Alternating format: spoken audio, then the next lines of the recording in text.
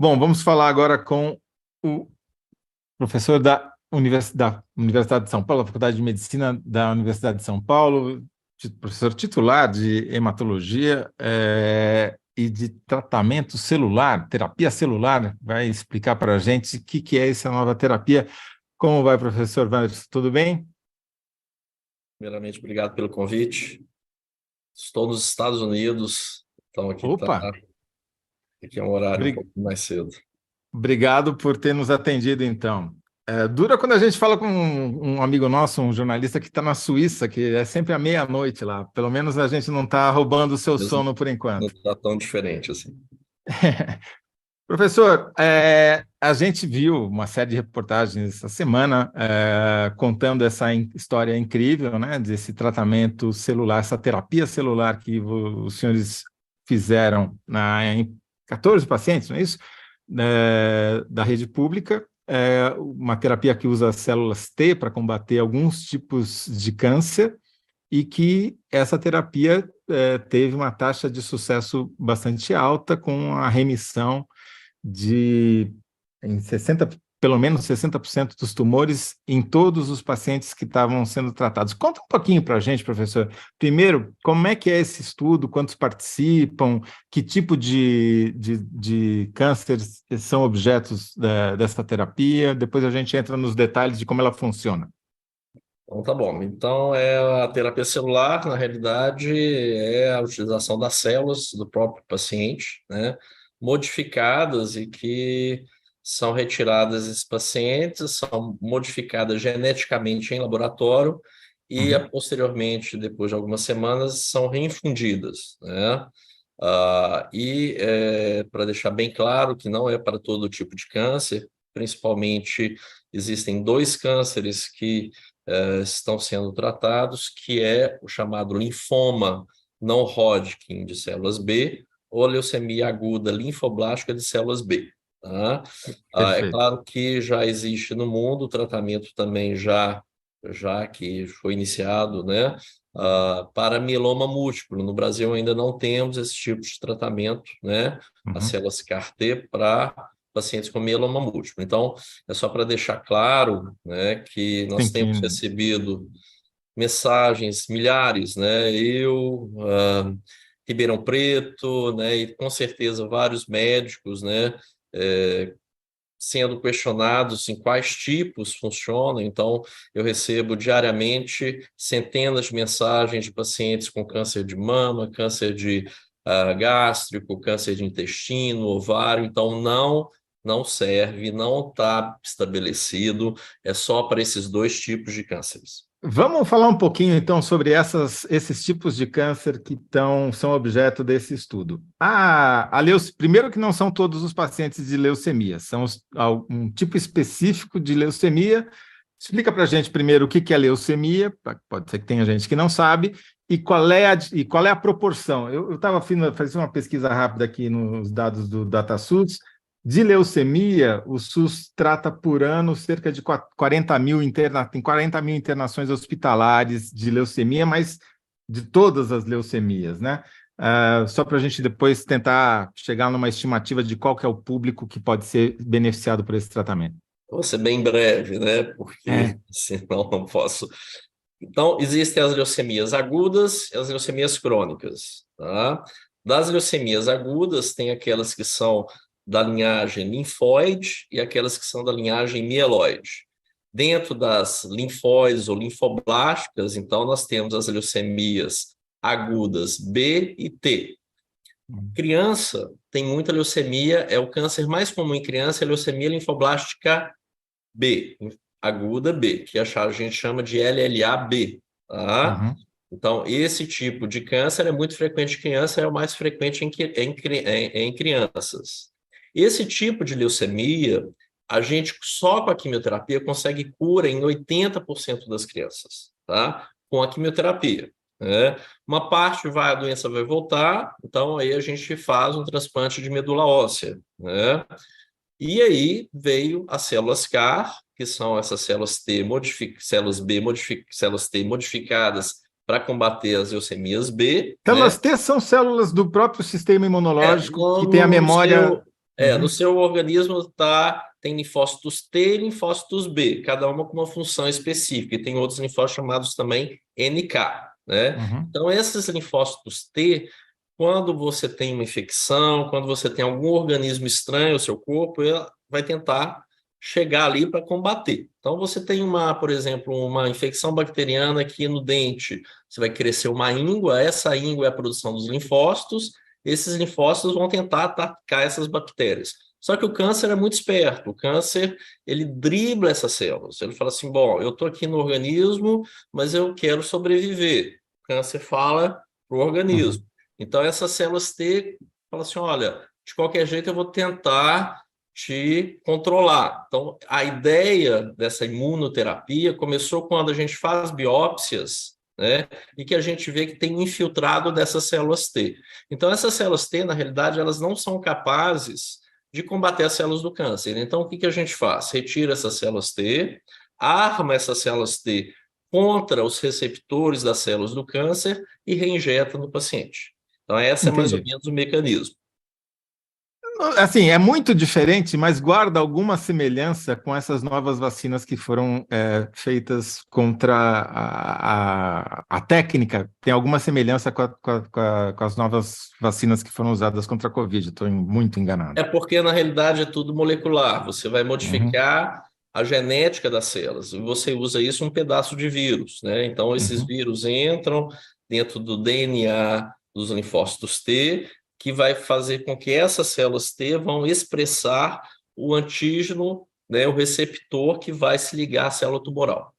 Perfeito. Bom, e daí vocês fizeram esse teste com 14 pacientes desses dois tipos muito específicos de leucemia Linfoma, né? E tem e linfoma também. linfoma, desculpa, de linfoma dos dois, e tiveram uma taxa de sucesso extremamente alta. Explica como é que é medido isso, o que é sucesso, o que não é sucesso, o que é remissão, a diferença em relação a cura e remissão também. Então, tá bem. Então, a primeira coisa que a gente tem que falar é que essas células, né, são anos e anos de pesquisa, né? O mundo todo tem grande interesse nisso. Já existe no Brasil o uso comercial dessas células, que começou a partir de janeiro, tá certo? Então, a indústria farmacêutica, né, ela produz essas células fora do Brasil. Essas células são retiradas do paciente, são enviadas para fora, né, do Brasil, tem para os Estados Unidos, são modificadas e voltam para o Brasil e são injetadas nos pacientes. Isso já está acontecendo, em torno de 25 pacientes já foram submetidos a esse tratamento, e existe vários outros na espera disso. Só Não deve que, ser barato. não, é muito caro. Só o produto celular, né, custa 2 milhões de reais. Tá? Nossa. Isso quer dizer o quê? Que uma internação de um paciente que pode ficar semanas ou até meses, vai custar aí mais do dobro. Então, só um tratamento desse vai ficar em torno de 4, 5 milhões Uhum. de reais. E quem vai pagar? Né? Quem vai pagar isso? E aí é outro assunto que a gente pode Sim. comentar. E Uhum. aí, né, com a verba de pesquisa e tudo isso feito em Ribeirão Preto, né, sob a liderança do Dr. Dimas Covas, do professor Dimas Covas, que é hematologista, né, e Uhum. que é o diretor do Hemocentro de Ribeirão Preto, né, quando ele estava no Butantan também, então teve um acordo do Instituto Butantan em patrocinar essas fábricas de células, essa produção dessas células. O primeiro caso, né, que foi já muito noticiado, foi em 2019, tá?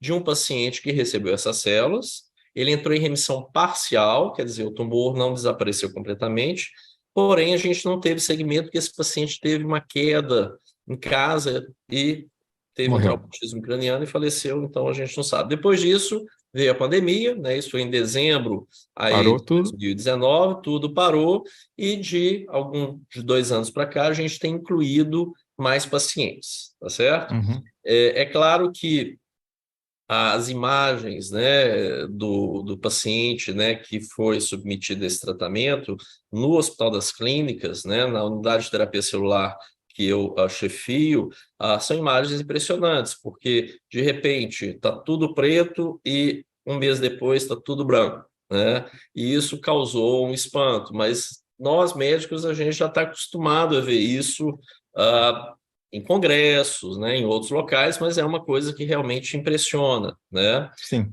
O que é mais interessante nessa história é que são células produzidas no Brasil com dinheiro público, dinheiro de pesquisa, dinheiro da FAPESP, dinheiro do CNPq, dinheiro do Ministério da Saúde, que investiram, né, nessa produção de células e foi permitido, então, num primeiro tempo, fazer o uso chamado compassivo. O que quer dizer isso? Quer dizer que pacientes não têm mais nenhuma outra possibilidade terapêutica. Existe um novo produto, nesse caso, as células T, produzidas no Brasil, e isso a Anvisa, então, vai liberar caso por caso, porque ela tem que ter todo um controle de produção dessas células, né? Então, a gente está... Quanto custa no Brasil para produzir? A gente já sabe que o uso comercial custa 2 milhões de reais. A gente E calcula que é 10 vezes menos. E a produção em Uau. escala tende a diminuir o preço, né?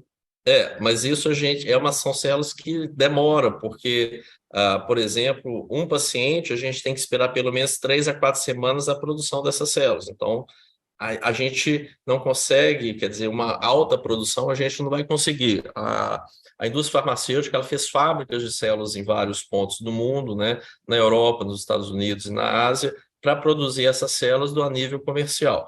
Mas você está falando, então, de 200 mil reais por paciente, mais ou menos? por paciente, que já é um valor... Sim, é caro, é muito caro, obviamente, para os padrões do SUS não se fala, mas comparativamente, e uso compassivo, quer dizer, eram pacientes que já não tinham outra forma de tratamento viável e que, vamos tentar essa daqui para ver o que acontece. É isso. Todos os pacientes que entraram no uso compassivo eram pacientes que não existia mais nenhuma possibilidade terapêutica do SUS, tá? São todos Perfeito. pacientes que não têm possibilidade terapêutica do SUS. Então, esses pacientes foram submetidos a esse tratamento, né? E daí você tem vários tipos de resposta. Você tem desde esse caso extremo, que é essa imagem que o senhor citou, que ficou ultra famosa, todos os tumores ali praticamente desaparecerem, uma remissão completa. Remissão é quando você não tem mais sinal da doença, é isso? Remissão é quando você não detecta mais sinal. Uma remissão parcial é que diminuiu muito, mas ainda tem, né? Entendi. E a gente não fala em cura, né? Porque está todo mundo falando cura. Não é cura, por enquanto é remissão. Cura a gente só vai saber daqui a 5 anos. Tá? Se não voltar até lá. Porque a doença pode voltar. Por exemplo, o Paulo, que é esse paciente, ele foi submetido a uma quimioterapia. A gente sabe que é a quimioterapia que ele recebeu, para o tipo de linfoma que ele teve, a gente cura os pacientes em 50%. Então, tem muitos pacientes curados, inclusive, né, a Dilma, né, a presidente, que tinha esse mesmo tipo de tumor, foi detectado logo no início, ela está curada. O Janequine, né, que nós tratamos, né, que recebeu a quimioterapia, recebeu o transplante autólogo, tem 10 anos que está curado. Então, a gente esquece que tem esses pacientes todos que estão curados com o que a gente conhece, né? Então, 50% dos pacientes com esse tipo de linfoma, que chama linfoma não Hodgkin, difuso, de grandes células B, é um linfoma que cura com quimioterapia. Se ele volta, aí a gente dá mais quimioterapia e leva para o transplante chamado autólogo, tá? E aí, se ele volta depois do autólogo, já não tem muita mais possibilidade, que é o caso do Paulo. Perfeito. Quer dizer, essa não é uma terapia, é uma terapia para 2 tipos de linfoma ou de leucemia, sim, bem específicos. Segundo, só para pacientes que não têm mais nenhum outro tipo, alternativa de tratamento, ou seja, é um universo bastante restrito a qual ele se aplica. E mesmo assim, porque reduzindo para 10% o custo, ainda tem um custo muito alto, né? Sem dúvida. Nós calculamos, se a gente pega a incidência de leucemia aguda linfoblástica B, se a gente pega o número de pacientes no Brasil, isso foi um cálculo que eu fiz baseado nos dados do INCA em 2020. Se a gente pega o número de pacientes com linfomas B, se a gente pega o número de pacientes com leucemia aguda B, a gente vai precisar desse tipo de terapia em torno de 800 a 1.200 pacientes por ano no Brasil. Por ano no Brasil. Tá? Uhum. Isso quer dizer o quê? Que a gente não vai ter condições, a gente sabe que a gente fez um cálculo que essas 2 fábricas de células vai conseguir produzir daqui a alguns anos em torno de 300 por ano. tá? Então, a gente ainda está muito atrás do que realmente precisaria, né? Sabendo que 77% da população no Brasil não tem seguro-saúde. Sim.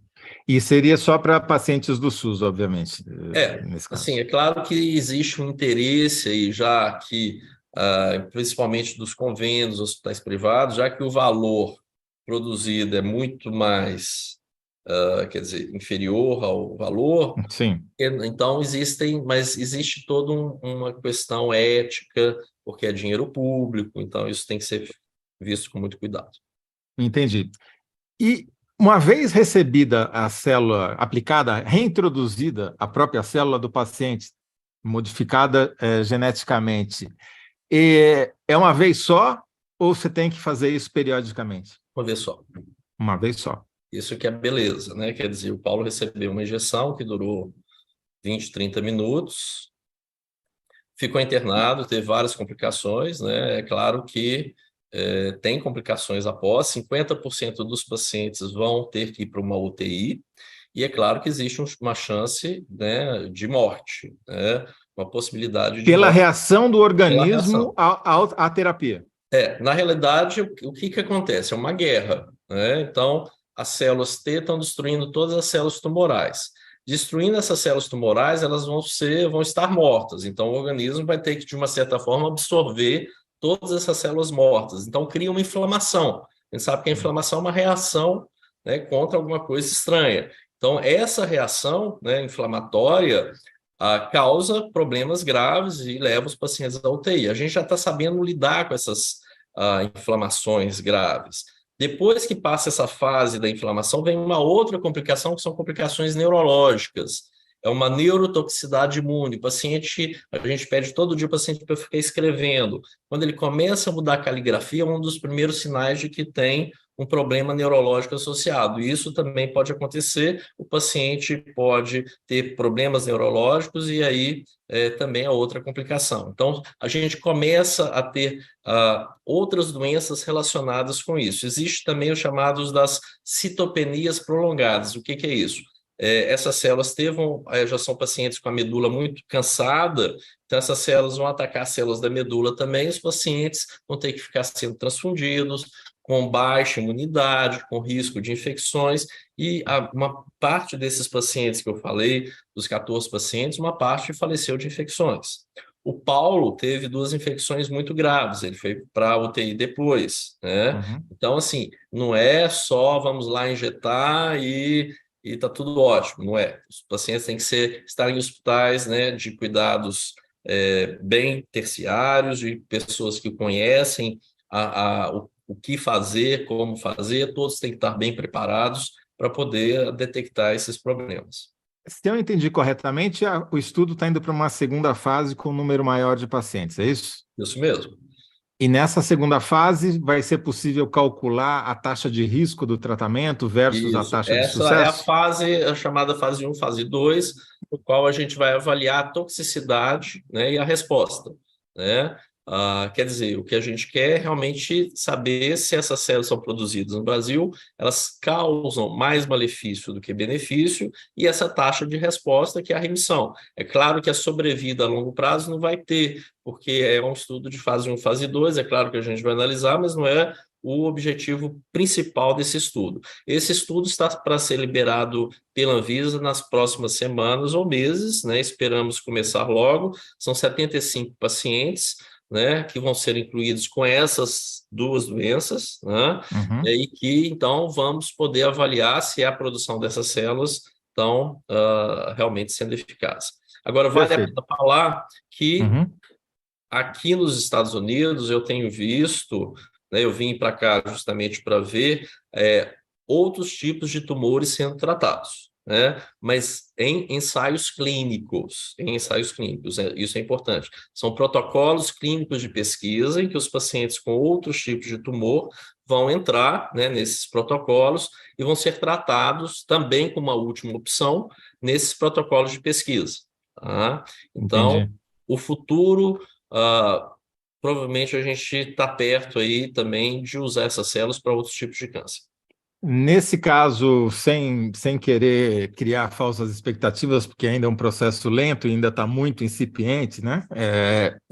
Quais outros tipos de câncer eventualmente podem no futuro vir a ser tratados com Olha, é essa muito terapia difícil falar, celular? porque cada câncer tem um tipo de comportamento, né? Então, o que a gente já viu é que existem alguns que a gente vai ter que associar a quimioterapia junto, porque o tumor sólido, né? O tumor líquido é diferente, né? Linfoma, leucemia, mieloma, é diferente de um tumor sólido de mama, por exemplo, ou de ovário, né? Ou de próstata, em que as células elas não conseguem entrar no tumor, né? E, inclusive, a gente tem um projeto de pesquisa na USP, né, do meu laboratório, no qual a gente está tentando fazer as células CAR, não utilizando as células T, os linfócitos T, mas outro tipo de células, como, por exemplo, macrófagos, que são células Uhum. que migram e que vão atacar o tumor. Então, nós precisamos de verba e de incentivo para isso, né? Então, nós temos esse projeto, que foi um projeto liberado, aprovado pelo CNPq, para a gente usar essas células. Existe um outro tipo de célula, chama NK, né? Isso já foi demonstrado também que, utilizando esses linfócitos NK, nós também podemos fazer esse tipo de terapia, tá? Então, é uma gama, né, de possibilidades, e para isso precisamos de incentivo e doações aí para as pesquisas. Quer dizer, esse tipo de sucesso de remissão, é importante o senhor ter dito que alguns morreram no processo também, porque não é panaceia, né? Mas esse tipo de remissão de 100% dos tumores, a gente sabe que é raro, de alguma maneira pode ajudar o financiamento das pesquisas para que outros tipos de câncer possam eventualmente vir a ter um tratamento por terapia celular? Claro, claro, claro, esse é o objetivo. Quer dizer, a gente. O grande marco da terapia celular na hematologia é o transplante de medula óssea. É uma terapia celular. A gente usa células da medula óssea para fazer. Então, né, a gente sabe no Brasil, tem 40 anos de transplante de medula óssea. O Brasil está bem na frente aí da América Latina, com certeza é o país que mais faz transplante de medula óssea, e é claro que isso, né, tem toda uma evolução. Antes, por exemplo, a gente não encontrava doador, atualmente a gente encontra doador para todo paciente, então sempre tem uma evolução, né, e com certeza, né, esse tipo de célula vai ser útil em outros cânceres, né? O que é importante falar é que as células CAR elas estão dentro de um guarda-chuva de imunoterapia. Existem os anticorpos chamados biespecíficos, que são anticorpos produzidos, né, pela indústria farmacêutica. Esses anticorpos eles têm a capacidade de se ligar ao tumor e, de, ao mesmo tempo, chamar células T para matar o tumor, né? Uhum. São chamados anticorpos biespecíficos. E é claro, né, é bem mais em conta, quer dizer, custa muito caro também, mas é muito mais fácil, né? Você não tem que mandar células para fora, você não tem que produzir, né? Você vai lá e compra. São medicamentos muito caros e que não tem tanta disponibilidade no SUS. Mas então são várias linhas de pesquisa e várias possibilidades terapêuticas que a gente está tendo atualmente com essa ideia da imunoterapia. Quer dizer, a quimioterapia, a radioterapia são importantes, são o fundamento, a estrutura do tratamento das doenças oncológicas, mas aí a gente começa a ter essa possibilidade de um mecanismo de ação diferente. Perfeito. Então, se a gente fosse fazer um resumo, e a gente tem essa ambição aqui no Análise da Notícia de sempre fazer uma síntese no final da conversa, quer dizer, essa é uma terapia, uma tecnologia nova, nem tão nova assim, mas adaptada especificamente à luta contra o câncer, que por enquanto serve para tumores, alguns tipos de tumores líquidos, não tumores sólidos, e dentro desse universo, especificamente para aqueles pacientes que já não têm mais opção de outros tipos de tratamento, como rádio e quimioterapia. São aqueles que já estão para os cuidados paliativos, já, né? Isso aí. Perfeito. E quanto custa uma pesquisa como essa, professor? Só para a gente terminar, para ter uma noção de quanto de dinheiro vocês têm e quanto está faltando. Olha, a gente calculou que esse estudo de fase 1, fase 2 clínico custa em torno de 60 milhões de reais. Uhum. Então, para incluir esses pacientes, até um pouco mais, né? É só o investimento já de todas essas esses organismos que eu falei, Fundação Hemocentro Ribeirão Preto, Faculdade de Medicina, Butantan, CNPq, FAPESP, já se calcula que já teve investimento de mais de 130 milhões de reais.